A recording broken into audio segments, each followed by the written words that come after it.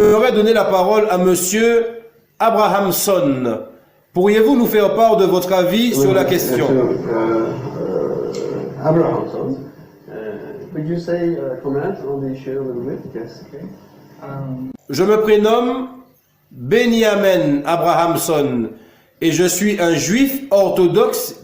Je travaille en tant qu'historien et consultant à Jérusalem. And I work as a historian or a kind of consultant to the court in Jerusalem that Rabbi Hollander is talking about. Most of the people here. Beaucoup d'entre vous me connaissent dû à mes inépuisables discussions sur les similitudes entre l'islam et les coutumes juives. And Jewish customs. Je prends beaucoup de plaisir à parler des coutumes communes des deux religions, des ressemblances architecturales entre la mosquée et la synagogue, des similitudes concernant nos calendriers respectifs. Between the similarities of the calendar, the Jewish holidays and customs. But it's clear to me that there's. Mais il semble évident à mes yeux qu'il existe plus que des similitudes qui renverraient à des racines et des croyances communes. Donc il parle de l'islam et du judaïsme. Hein. En ce qui concerne l'héritage commun, la littérature juive nous informe qu'il existe ce que l'on pourrait appeler une croyance commune, une religion fondamentale dans laquelle naissent tous les êtres humains. C'est une croyance de base que l'on retrouve à toute l'humanité. Alors je fais une pause là-dessus parce que le prophète Mohammed, paix et bénédiction à son âme, dans tous les hadiths qu'on a, le prophète Mohammed nous dit que tout être humain naît musulman, c'est-à-dire soumis à la volonté de Dieu.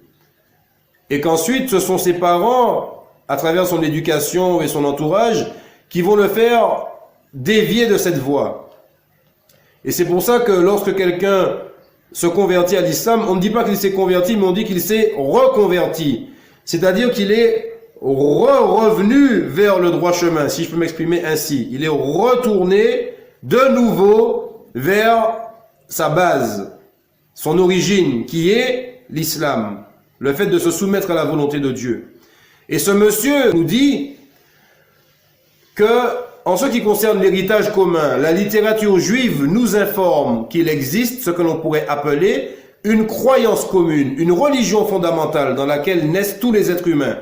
C'est une croyance de base que l'on retrouve à toute l'humanité.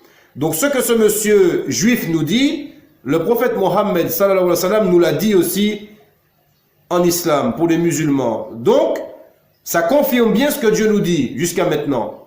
On continue.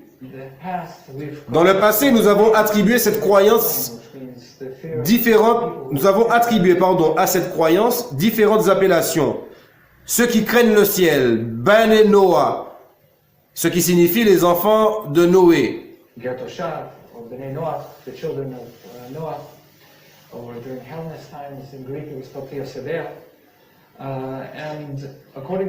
Selon l'école de pensée du rabbin, cette croyance fondamentale est également appelée islam. D'accord? Donc, je vais revenir en arrière vite fait. Voilà, ici. Dans le passé, nous avons attribué à cette croyance différentes appellations. Dans le passé, c'est-à-dire avant Jacob. Ceux qui craignent le ciel, les Béné Noah, ceux qui signifient les enfants de Noé. Puisqu'on sait tous qu'à l'époque de Noé, il y a eu le déluge. Donc, ils avaient un autre nom. Vous avez les Israélites, vous avez les Ismaélites, et avant eux, il y avait d'autres peuples à qui Dieu a fait des révélations, comme à Noé. Et il a pris cet exemple, le monsieur, pour nous dire que ceux de l'époque de Noé, on les appelait les enfants de Noé. Et ce monsieur continue en disant,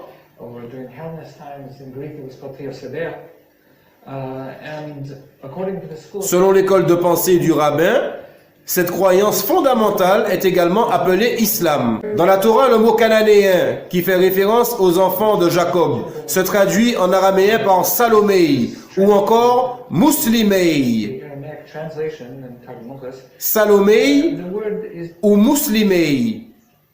Dans la Torah, le mot cananéen, et ce mot cananéen est dans la Bible aussi, qui fait référence aux enfants de Jacob, se traduit en araméen. L'araméen, c'est la langue de Jésus-Christ, paix sur lui. L'araméen, c'est la langue de Jésus-Christ, paix sur lui.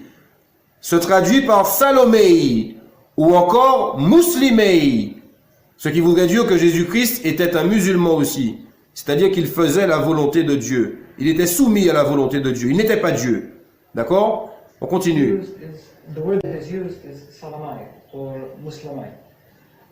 Some have suggested Certains suggèrent que cela fait référence au nombre important de croyants non juifs qui ont été amenés à pratiquer le Korban Shelamin, le sacrifice pour Dieu, à Jérusalem, ensemble avec les juifs. Salamai, Muslim. Salomai, Muslimei, Muslimin. This could be a clear indication in Ceci pourrait clairement indiquer au regard de nos écritures, c'est-à-dire la Torah, que l'islam est une ancienne religion qui daterait au moins du temps du second temple de Jérusalem, our literature ou même avant. ancient Alors j'espère qu'il y a des chrétiens qui regardent, time of the second parce que pendant qu'ils sont en train de rejeter le Coran avec orgueil, voilà ce qu'il est dit.